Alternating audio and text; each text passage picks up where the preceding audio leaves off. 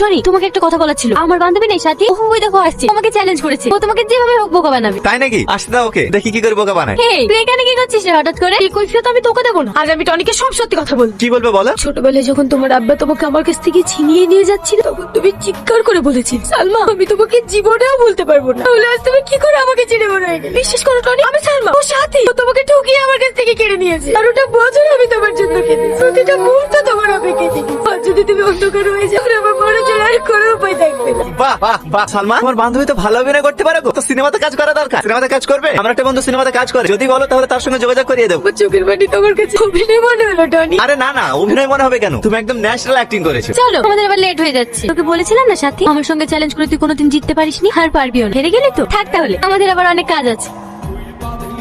Tony কোথায়? সে সকালবেলায় খেয়ে বেরিয়েছে, ফোন করলাম বললো আস। বিকেল হয়ে গেল, আরেকবার ফোন করে দেখো। আব্বা কটা বাজে? দাঁড়িয়ে থাকলে যে আসো।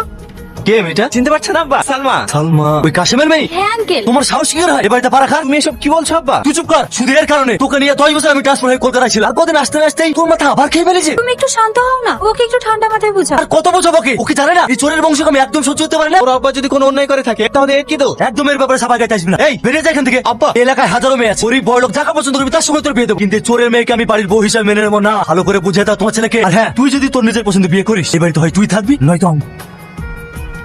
তুমি এত ভীতু কেন? জোর করে বলতে পারলে না যে তুমি আমাকে বিয়ে করবে? দেখো, আজ পর্যন্ত আমি আব্বার মুখের উপর কোনোদিন কথা বলিনি, কিন্তু যেভাবেই হোক আমি আব্বাকে রাজি করাবো। থাক, তোমাকে রাজি করাতে হবে না, তোমার আব্বাকে আমি রাজি করাবো। টনি, তুই আবার এখানে কি করতে এসেছিস? তোর মতো বেইমানের সাথে আমি কথা বলতে আসি? আমি টনির সাথে কথা বলতে এসেছি। টনি, আজ আমি প্রমাণ করতে এসেছি যে আমি সালমারও সাথী। আরে চুপ করো তো, সবসময় আর কি ভালো লাগে না? এমনিতে আজকে আমার একটা প্রবলেমের মধ্যে আছে, তার মধ্যে এসে আবার এই চলো তো।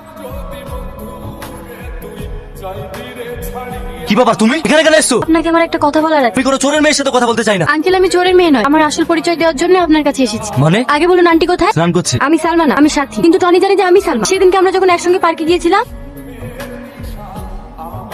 ও, তার মানে তুমি জাকিরের মেয়ে? হ্যাঁ ঠিক আছে, তোমার আব্বাকে বলে দিও আগামী 1 সপ্তাহের মধ্যে তোমাদের বিয়ে দেবো। ঠিক আছে আঙ্কেল, আসছি।